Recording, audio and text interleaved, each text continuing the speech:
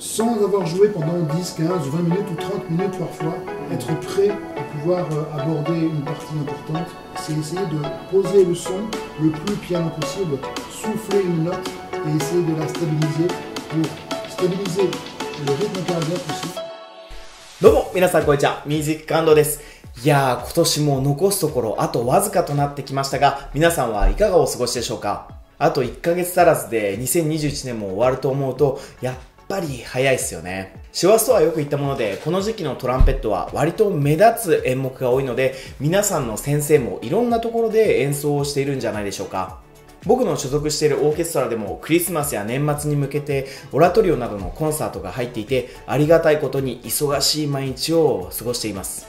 さて、そうやってオーケストラや吹奏楽の中で自分のパートに目立つ箇所やソロがあるとき、緊張してしまっていつも通り演奏できないなぁと思ったことはありませんか？本番前やリハーサル中になんか唇が硬かったり、体がこわばっていたり、そんな違和感を感じたことはないでしょうか？今回の動画ではパリオペラ座のソロチューバ奏者ファビアン・ヴァルナン氏がそんな時の対処法や実際に彼が行っている本番直前の音出しをどのようなことを考えながら行っているのか実演を交えて分かりやすく解説していただきました。実際に僕も話を聞いていて、ああなるほどなぁと思う内容のインタビューとなっておりますので、ぜひ最後までご覧いただけたらと思います。それでは本編の方へどうぞ。 Alors, ce qui est très important avant un concert, on doit être bien sûr en lèvres, on doit être bien préparé sur l'air, bien calme, bien posé. Donc ça, c'est le travail qu'on fait plutôt le matin, je dirais, hein, vraiment de pose de son filet, etc. Finalement, devoir attendre, puisque aussi les parties de tuba, parfois on doit attendre, et donc ensuite devoir jouer soit un solo, soit une partie importante dans les cuivres. Je trouve que ce qui est très important avant un concert, c'est d'avoir une souplesse importante. Et la flexibilité, la souplesse, c'est quelque chose qui est fondamental pour nous, les cuivres. Et on doit vraiment travailler, je dirais, bien sûr, tous les jours.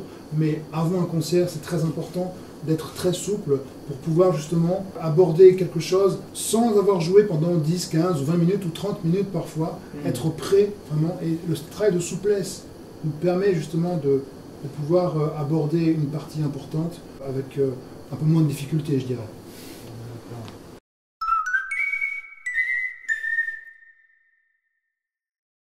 Donc il y a des souplesses que j'aime beaucoup faire, en tout cas avant un concert. Alors c'est toujours un peu extrême comme exercice de souplesse, mais je crois que c'est un exercice que de nombreux trompettistes font. Okay.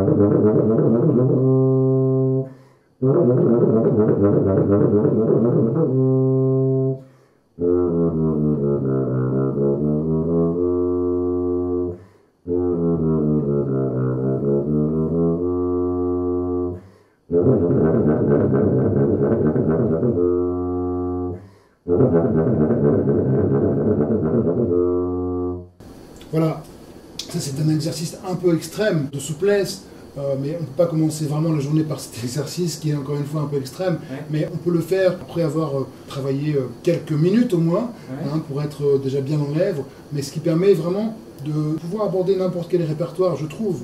En tout cas, ça c'est un point de vue personnel, mais ce genre d'exercice un peu extrême nous permet d'aborder, je dirais, n'importe quel solo du répertoire d'orchestre.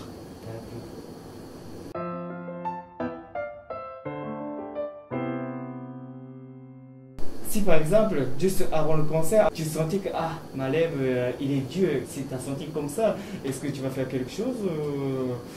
Oui. Tu as une idée pour ça? Oui. Je trouve que ça peut arriver parce que nous ne sommes pas des machines, nous sommes des humains. Ouais. Et parfois, le stress, le trac, ça peut nous déstabiliser avant un concert. J'appelle ça un petit peu le syndrome de la noyade, c'est-à-dire que quand on est un peu stressé ou on a peur, trac avant un concert, on a un petit peu respiration très haute comme ça et on n'arrive plus vraiment à respirer. Et il y a un exercice que j'aime beaucoup faire, c'est essayer de poser le son le plus piano possible, souffler une note et essayer de la stabiliser pour stabiliser le rythme cardiaque aussi grâce à la respiration. Ok?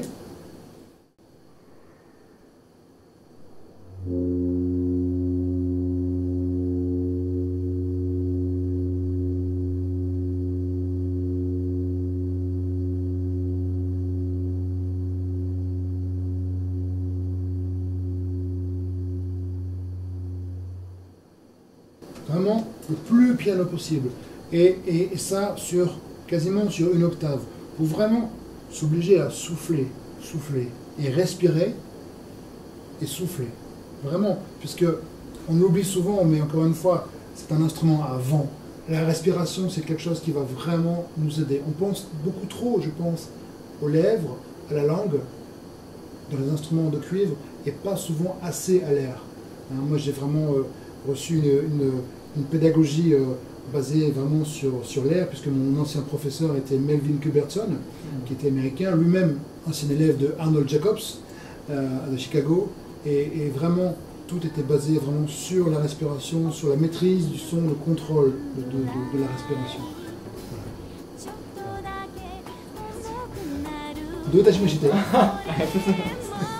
はい、というわけで今回の動画はいかがでしたでしょうか。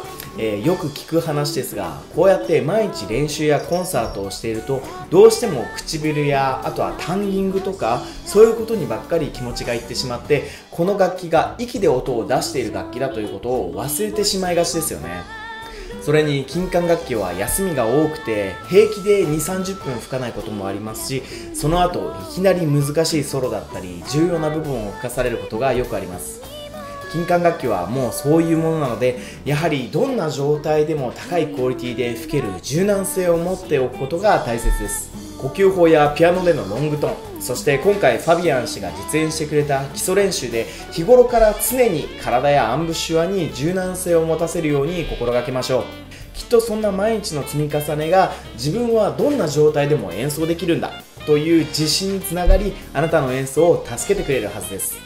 そしてファビアン氏も言っていましたが、ブレスは演奏面で多くのことを助けてくれます。彼のブレストレーニング動画もまた別に上がっておりますので、それを参考にブレストレーニングから1日を始めてみるのもいいかもしれません。